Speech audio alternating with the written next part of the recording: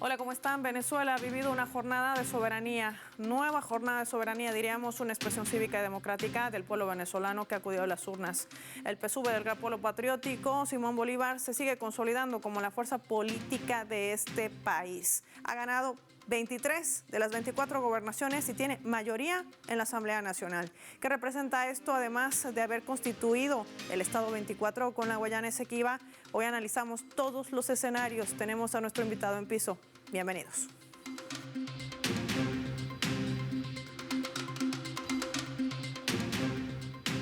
Les proponemos desplegar por ello nuestro mapa y revisar algunos datos claves para poder entender todo este panorama. Venezuela en democracia. Ahí lo tenemos.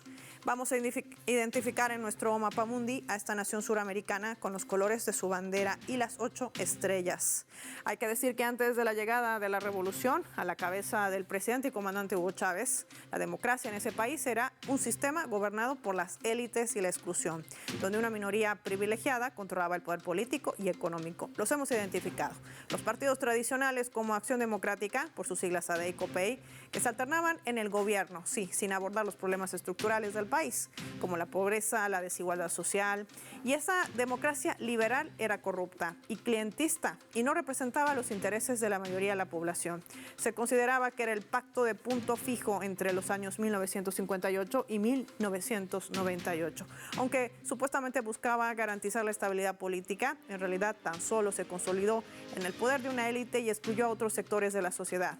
Tras la llegada de la revolución bolivariana iniciada por el comandante Hugo Chávez el año 1999, se presentó como una respuesta a estas deficiencias, buscando transformar también el sistema político y social del país en un proceso revolucionario de integración encaminado a nuevas historias de lucha por la paz de todos los venezolanos. Es decir, Venezuela estaba en ese momento escribiendo una nueva historia al activar el poder constituyente para una nueva Carta Magna adaptada a los nuevos tiempos y al protagonismo popular y la recuperación también de la independencia y la soberanía. Vamos a revisar los datos que nos llevan a la actualidad, esta transición que también forma parte de lo que se ha vivido la jornada del 25 de mayo. En nuestro mapa podemos identificar que tras el desarrollo de estas elecciones legislativas y de gobernaciones, los resultados anunciados por el Consejo Nacional Electoral arrojaban justamente esto. El Gran Pueblo Patriótico Simón Bolívar obtuvo 23 de las 24 gobernaciones en el país. Identificadas en nuestro mapa, lo vemos ahí de color rojo. Hay que decir que también el PSUV ha logrado recuperar las gobernaciones de Barinas, Zulia y Nueva Esparta. Por primera vez se ha ganado la gobernación de la Guayana Esequiba con el 97.40% de los votos, consolidándose la creación del Estado 24. Mientras el Estado Cojedes sigue en manos de la oposición, identificada allí de color azul en nuestro mapa. En cuanto al periodo legislativo 2026-2031, la Fuerza Revolucionaria obtuvo más de 4.500.000 votos que corresponden a ese 82.68%, asegurando también la mayor presencia de escaños, quedando así, lo vemos en este otro lado del mapa, en los curules. Estamos reflejando allí que el Gran Pueblo Patriótico tiene ese 82.68%, Alianza Democrática 6.25% y Fuerza Vecinal 2.57%. La oposición 18%. De esto y más vamos a hablar con nuestro invitado.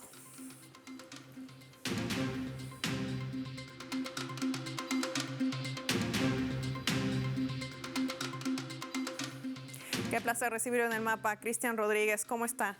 Qué placer, estás? qué gusto, bienvenido a Telesur. Muchas gracias, muy buenos días, Paola. Un placer de estar una vez más y en directo con ustedes en este programa del Mapa. Muchísimas gracias. Vamos a empezar analizando este primer escenario. ¿Qué representa, qué lectura geopolítica hacemos tras conocerse estos resultados ya del Consejo Nacional Electoral, que como bien decían las autoridades, son irreversibles? Queda así el mapa político en Venezuela, con una Asamblea Nacional consolidada, con 23 de las 24 gobernaciones y sobre todo ratificando que es la primera fuerza política del país. Bueno, se levantó Venezuela completo con un mapa bastante colorido, del color rojo lo vimos esta mañana y anoche cuando asistíamos al recuento y a escuchar los resultados. Creo que es una sorpresa para ambos lados, para el lado de gobierno y para el lado de oposición. Quiero explicarme. Creo que el llamado a no participar donde no hay participación significa que la oposición pierde. ¿Por qué? No participa. Evidente que esa línea lo ves con algunos resultados de 26, 28%, a otros con mayor participación, donde gana el PSUV, hay alrededor de 60, 58, siempre en ese equilibrio, a mayor participación, el pueblo salió a votar y salió a decidir. Y todo esto pese además a aquellos planes terroristas que había instaurado la extrema derecha, donde se han detenido también en los últimos días a más de 50 mercenarios que intentaban no solamente boicotear el desarrollo de este proceso electoral, sino también atentar contra personalidades. Y hablábamos de candidatos del Partido Socialista Unido de Venezuela, del Gran Pueblo Patriótico y también de la oposición. Sí, evidente que esta victoria se da en un contexto determinado permanente de agresión, permanente de desestabilización.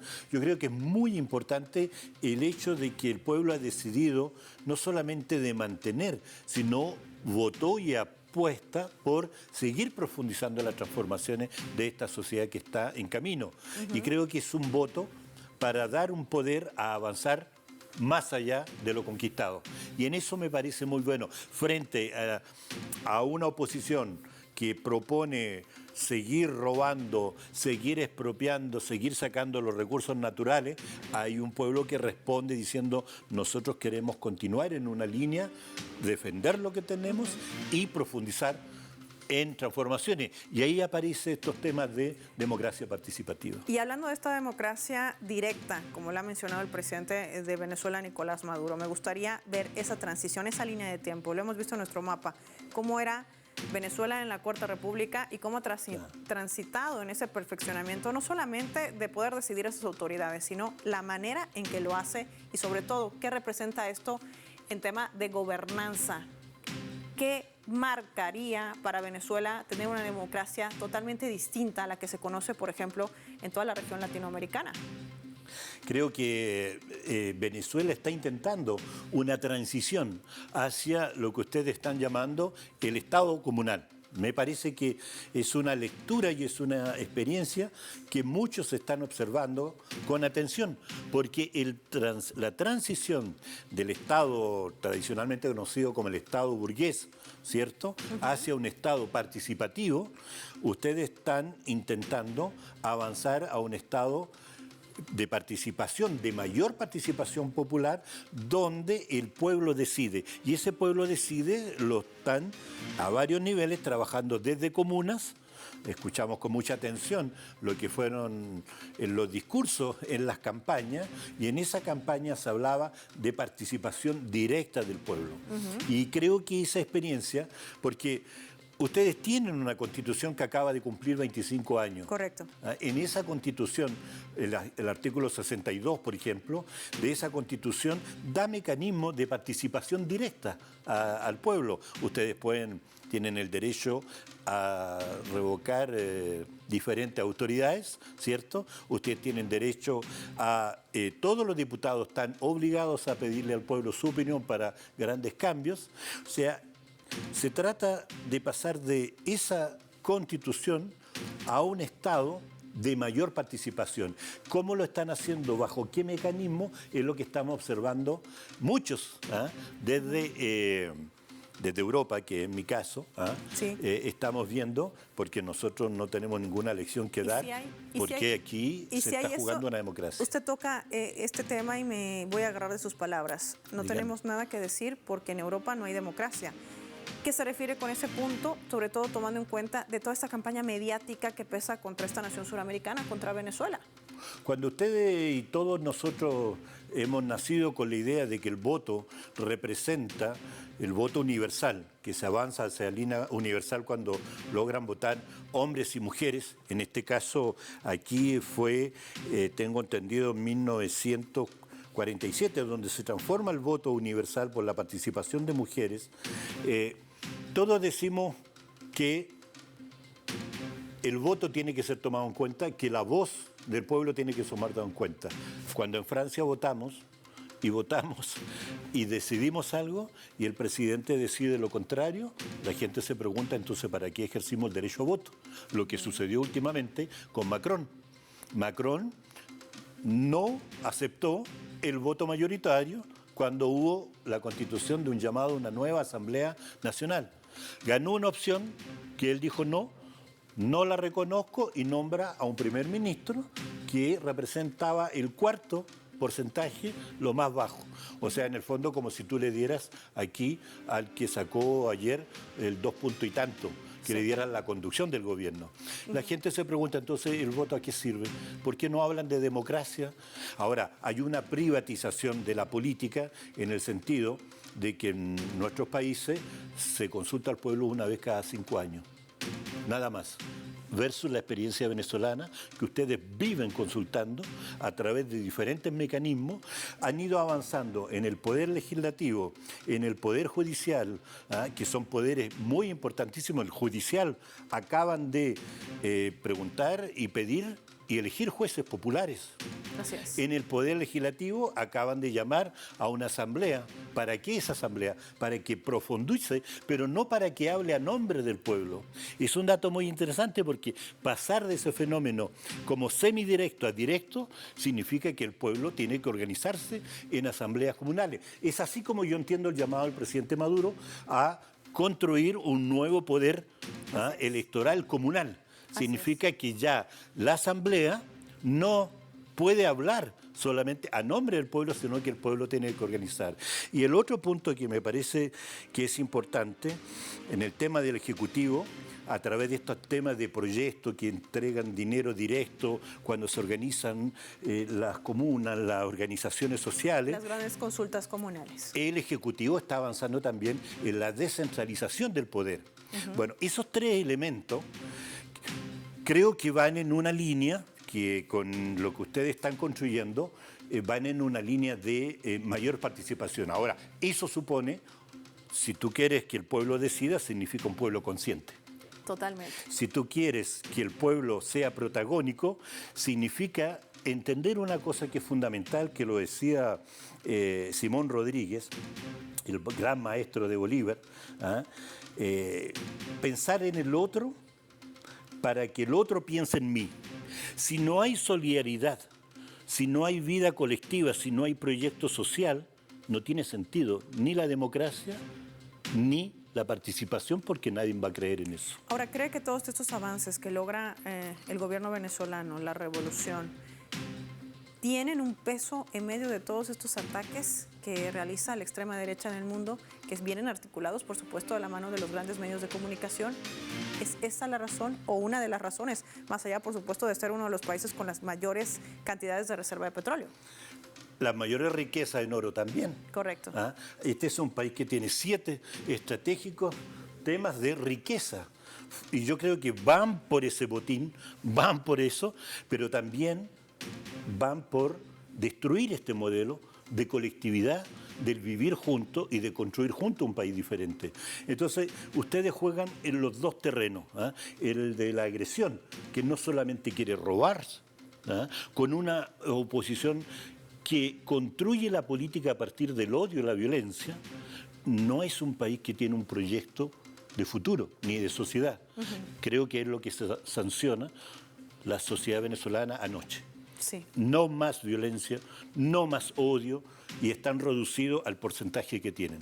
Pero esta otra sociedad, la mayoritaria, que quiere construir una participación más protagónica, es la que es el laboratorio que estamos observando con mucha atención, y que el primer paso se da anoche. El segundo va a ser la composición de esta Asamblea Nacional y cómo se ejerce ese poder comunal en coordinación con el Estado, porque no se trata de debilitar el Estado, hay que fortalecer el Estado con la mayor participación de la gente. Nosotros vamos a marcar una pausa, seguimos conversando aquí con Cristian Rodríguez. Cuando regresemos vamos a profundizar todos estos escenarios que tienen que ver justamente con el desarrollo de una democracia directa, el camino que se ha trazado el gobierno de Venezuela y que lo hace de la mano del pueblo. Y vamos a revisar por ello también nuestra escala.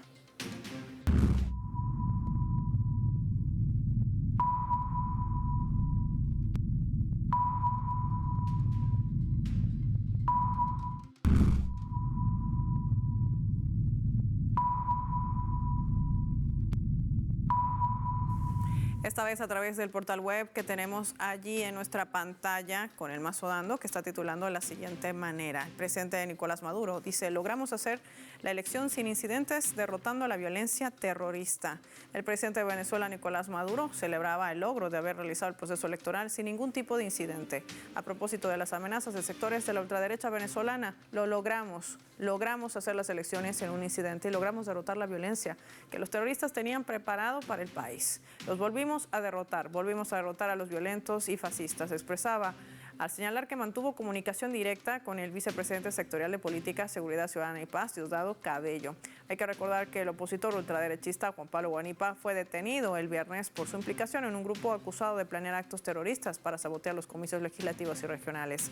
Además, la detención de otras 30 personas, porque son 50 en realidad, que se han detenido de terroristas que intentaban no solamente atentar el desarrollo de las elecciones legislativas y también regionales, también dentro de sus objetivos estaba el de detonar las embajadas acreditadas en el país, afectar el servicio público, eléctrico, energético, entre otros. Hay detenidos de nacionalidad extranjera y también venezolana. Se sabe que en las próximas horas se brindarían más detalles respecto a este plan terrorista que ha logrado ser desarticulado. Por ello, las autoridades decían que había ganado la paz. Ya volvemos.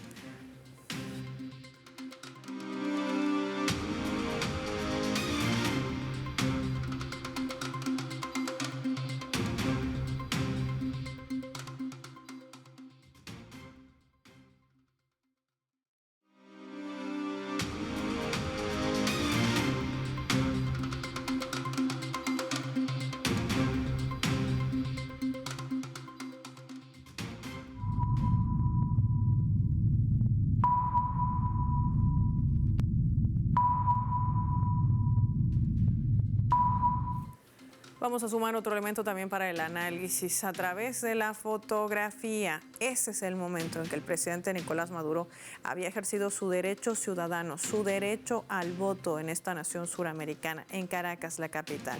Después de haber ejercido su derecho al voto, como los ciudadanos venezolanos, pues se dirigía a los medios de comunicación. Desde allí anunció el inicio de un proceso de consulta hacia los venezolanos para entregar la nueva Asamblea Nacional, dijo, un proyecto de reforma constitucional el próximo mes de enero. Además, aseguró que el país necesita un nuevo sistema electoral, que sumará además la creación de un sistema electoral de los circuitos comunales. Puntualizaba: he hablado con la Comisión, decía, de reforma de la Constitución y hemos acordado preparar un proceso de consulta y debate más incluyente, más abierto, más dialogante, de mayor tiempo para entregarle en enero a la nueva Asamblea Nacional el proyecto de reforma constitucional.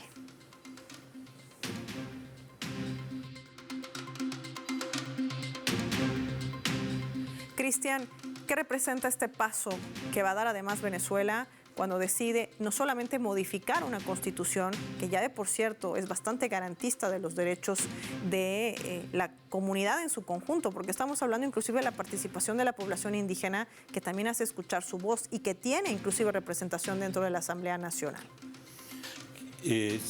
Sigue siendo esta tendencia al avance, a avanzar, reformar una constitución, es pedir al pueblo que piense y que se imagine la sociedad que viene, la sociedad venezolana del futuro, cómo la quiere. Y fundamentalmente vemos que el pueblo venezolano pide más derecho a través de más participación. Por lo tanto, sí es urgente esa reforma constitucional. Además, tomando en cuenta que cuando Venezuela, el año que decide reformar su propia constitución, sirve como ejemplo a otros países de América Latina. Voy a poner un ejemplo, Bolivia.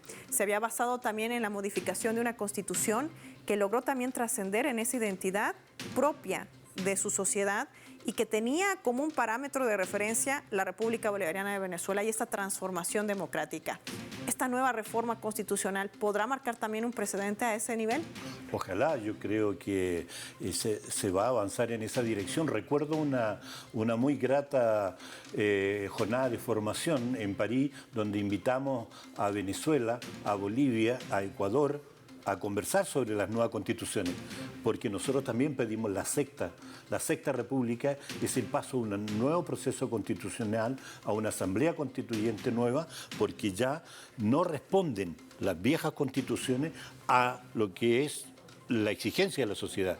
Me imagino que hay temas que son claves en la vida política y en la vida de la sociedad, de los ciudadanos, que necesitan profundizarse. Así que Venezuela puede ser un excelente ejemplo, como lo ha sido hasta la hora en avance de participación. Y vamos a estar muy atentos a lo que dijo el presidente, en qué va a consistir. Y cuando vemos este abanico comparativo, ¿qué crees que detiene a los gobiernos en la región como Ecuador, como Chile, que no logran tener transformaciones profundas dentro de sus constituciones? ¿Qué intereses hay de por medio? La desconfianza absoluta del pueblo hacia el pueblo, ese es un punto fundamental. Segundo, el tema de la repartición de la riqueza, la decisión de romper con las desigualdades sociales. O sea, aquí siempre hay una tensión permanente entre los que quieren expropiarse la riqueza y los que quieren que esas riquezas sean compartidas para que un pueblo sea feliz. Yo creo que en el estado de Ecuador de hoy día se ha armado una democracia que lo que menos tiene es de participativa, como en muchos casos de América Latina. Se nota un retroceso mientras Venezuela avanza, a pesar de todos los golpes, en una firme decisión de pedir mayor participación.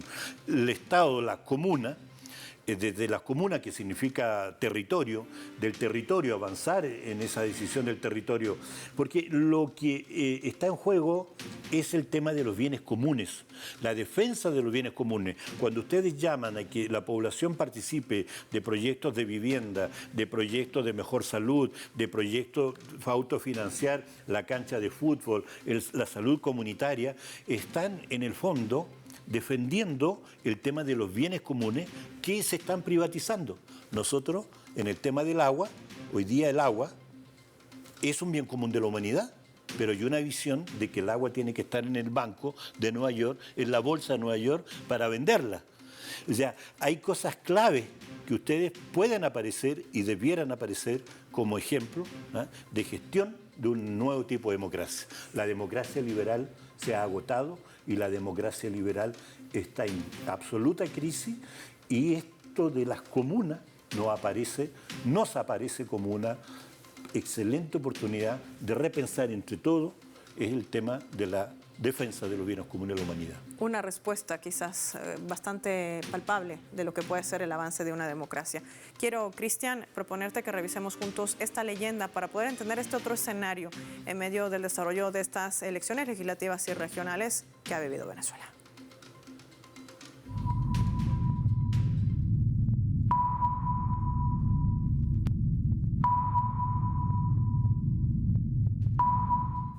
Venezuela ha elegido al gobernador por primera vez de la Guayana Esequiba. Sí, hay la creación del Estado 24. Esto era un mandato también que tenía el pueblo venezolano con el referéndum consultivo que se ha desarrollado en el mes de diciembre del año 2023. El presidente de Venezuela sentenciaba esto cuando se dirigía al presidente de Guyana, Irfán Ali. Decía Irfán Ali, el presidente de Guyana, empleado del ExxonMobil, más temprano que tarde vas a tener que sentarte conmigo a conversar y aceptar la soberanía de Venezuela.